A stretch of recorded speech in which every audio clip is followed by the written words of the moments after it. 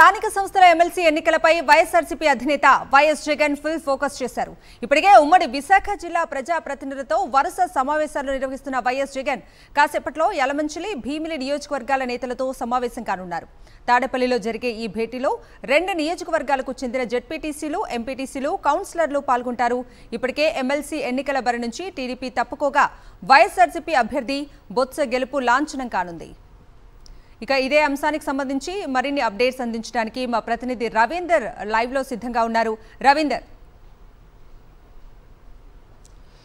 కవిత, ఉమ్మడి విశాఖ జిల్లా స్థానిక సంస్థల కోట ఎమ్మెల్సీ ఎన్నికలకు సంబంధించి వైఎస్ఆర్ కాంగ్రెస్ పార్టీ ప్రతిష్టాత్మకంగా తీసుకుంది. అందులో భాగంగానే ఇక్కడ నియోజకవర్గాల పరిధిలో ఉన్నటువంటి మొత్తం అందరూ ఎంపీడీసీ, జెడ్పీడీసీ, అట్లాగే కౌన్సిలర్లు, కార్పొరేటర్లతోటి సమావేశాలు కూడా నిర్వహిస్తున్నారు ఆ పార్టీ అధినేత వైఎస్ జగన్. అందులో భాగంగానే నిన్నటి వరకు మొత్తం దాదాపు 8 నియోజకవర్గాలకు సంబంధించినటువంటి ఓటర్లుగా ఉన్నటువంటి ఎంపీడీసీ, జెడ్పీడీసీలతో సమావేశాన్ని నిర్వహించినటువంటి వైఎస్ జగన్ ఈరోజు మరికొద్దిసేపట్లోనే యలమంచిలి, భీమిలి నియోజకవర్గాలకు సంబంధించినటువంటి స్థానిక సంస్థల ప్రజాప్రతినిధులతో కూడా సమావేశం కాబోతున్నారు. అందులో భాగంగా తొలుత యలమంచిలి నియోజకవర్గానికి సంబంధించినటువంటి ఎంపీటీసీలు, జెడ్పీటీసీలతో ఈ సమావేశం ప్రారంభం కాబోతుంది. ఈ మరికొద్ది నిమిషాలు అంటే కేవలం 1-2 నిమిషాల్లోనే ఈ కార్యక్రమం కూడా ప్రారంభం కాబోతుంది. అనంతరం భీమిలి నియోజకవర్గానికి సంబంధించినటువంటి స్థానిక సంస్థల ప్రజాప్రతినిధులతో కూడా సమావేశం అయితే జరగబోతుంది. మొత్తంగా అయితే ఎమ్మెల్సీ ఎన్నికలను అత్యంత ప్రతిష్టాత్మకంగా వైఎస్ఆర్ కాంగ్రెస్ పార్టీ తీసుకుంది. ఎందుకంటే సార్వత్రిక ఎన్నికల తర్వాత జరుగుతున్నటువంటి మొట్టమొదటి ఎమ్మెల్సీ ఎన్నిక నేపథ్యంలో ఖచ్చితంగా అక్కడ వైఎస్ఆర్ కాంగ్రెస్ పార్టీ గెలిచి తీరాలని ఇప్పటికే ఆ పార్టీ అధినేత వైఎస్ జగన్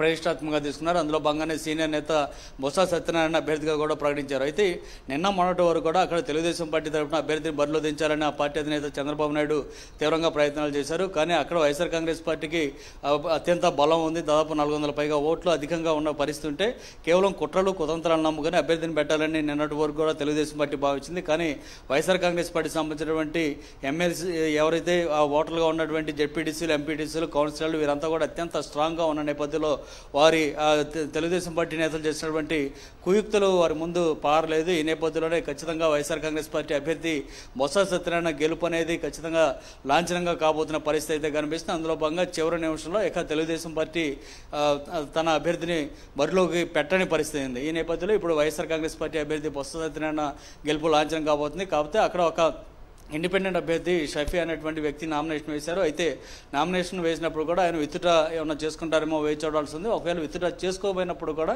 వైసీపీ అభ్యర్థి బొత్స సత్యనారాయణ గెలుపు అయితే ఖచ్చితంగా లాంఛనం కాబోతుంది. మరోవైపు వైఎస్ఆర్ కాంగ్రెస్ పార్టీ మాత్రం తన పని తాను చేసుకుంటూ పోతుంది. ఆ ఉమ్మడి విశాఖ జిల్లా పరిధిలో ఉన్నటువంటి ఓటర్లుగా ఉన్నటువంటి జెడ్పీటీసీ, ఎంపీటీసీలు అందరితో కూడా వరుస వెంబడి వైఎస్ జగన్ ఆ పార్టీ అధినేత సమావేశాలు నిర్వహిస్తున్నారు. అందులో భాగంగానే ఈరోజు యలమంచిలి, భీమిలి నియోజకవర్గాలకు సంబంధించినటువంటి స్థానిక సంస్థల ప్రజాప్రతినిధులతో సమావేశం అవుతున్నారు. మరికొద్ది నిమిషాల్లోనే తొలుత యలమంచిలి నియోజకవర్గానికి సంబంధించిన నేతలతోటి సమావేశం అవుతారు. అనంతరం భీమిలి నియోజకవర్గానికి సంబంధించినటువంటి స్థానిక సంస్థల ప్రజాప్రతినిధులతో కూడా సమావేశం అవుతారు Jagan. Kavitha. Okay Ravinder, thank you for the updates.